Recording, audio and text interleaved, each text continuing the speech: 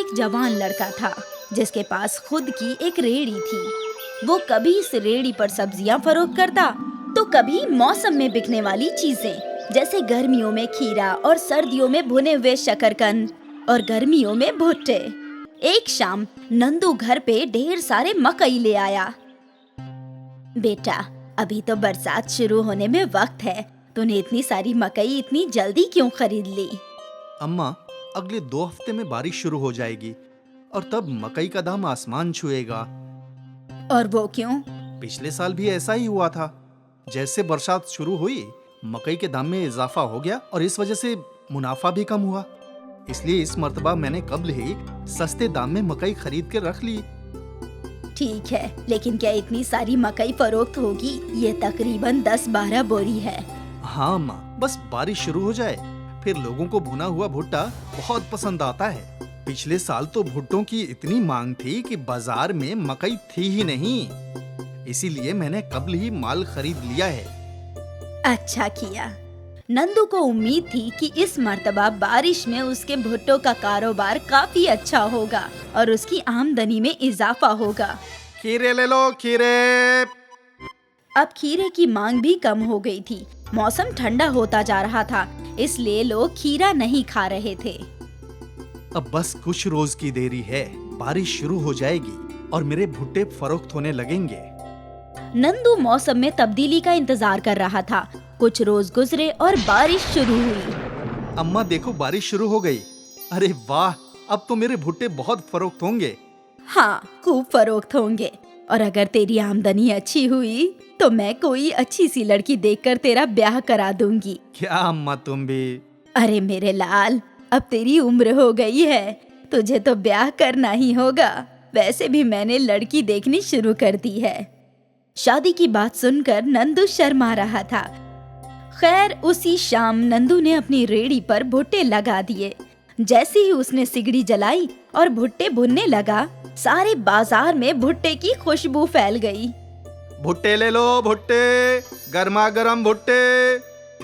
और खरीदार उसकी आवाज सुनकर मुतवज्जा हो गए। उस रोज एक के बाद एक खरीदार भुट्टा खाने आए जा रहे थे। नंदू खुश था कि उसकी आमदनी बहुत अच्छी हो रही थी।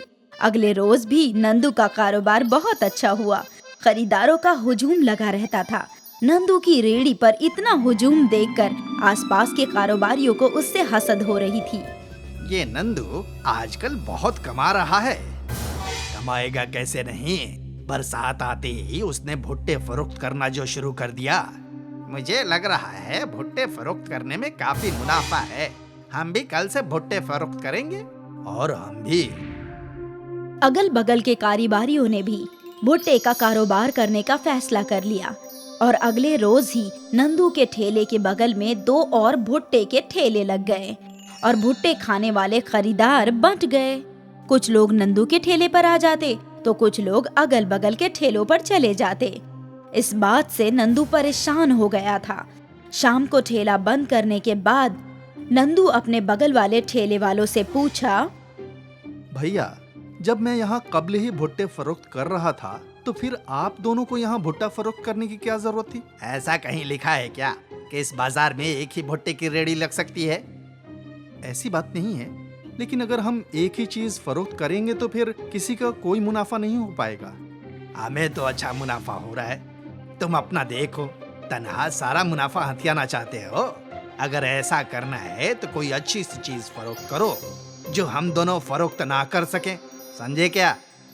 उसके पड़ोसियों की बात सुनकर नंदू फिक्र में पड़ गया। उसने सोचा था कि वो उन्हें मना लेगा कहीं और जाकर भुट्टे फरोख्त करने के लिए, लेकिन वो दोनों तो ढीठ थे। आज नंदू परेशान घर आया और आते ही उसने सारा वाकया वालिदा को बताया। वो दोनों मुझसे बहुत हसद रखते हैं। कुछ रोज से मेरे भुट्टों का कारोबार इतना अच्छा चल रहा था, वो उनकी आंखों में खटक रहा है। आज रोज से 1/3 आमदनी हुई है। कोई बात नहीं, तुम इतनी फिक्र ना करो, कुछ ना कुछ हो जाएगा। हसद वाले हसद रखते रहें, तुम बस मेहनत करते रहो। अगले रोज नंदू ने रोज की तरह अपना ठेला लगाया। भुट्टे ले लो, भुट्टे, गरम गरम भुट्टे। और उसके आवाज लगाने के बाद एक पड़ोसी कारोबारी भी आवाज लगाने लगा।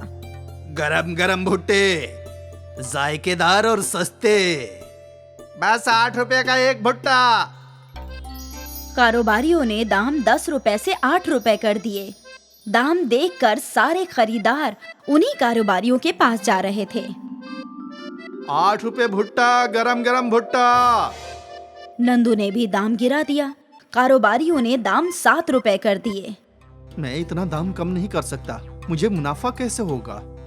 उसके पास कोई खरीदार नहीं आ रहा था, इसलिए वो परेशान होकर धंधा बंद करके अपने घर चला गया। अम्मा समझ गई कि क्या हुआ होगा। अम्मा, अब मैं क्या करूं? कम मुनाफा में भुट्टे फरोख्त करने का क्या फायदा? जब मैं दाम कम करता हूं तो दोनों कारोबारी भी कम कर देते हैं। क्यों ना तू कुछ नया करे? नया करेगा तो सारे खरीदार तेरे ठेले पर ही आएंगे। लेकिन क्या नया? हमारे बचपन में हम कोयले पर भुट्टे नहीं सेकते थे, बल्कि रेत में सेकते थे। वैसे भुट्टे तो अब कहीं मिलते नहीं।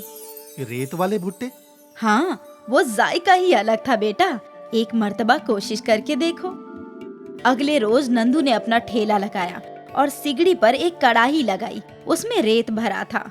आसपास के दोनों कारोबारी हैरान थे और फिर आग जलते ही नंदू आवाज लगाने लगा, ऐसा भुट्टा कभी नहीं खाया होगा।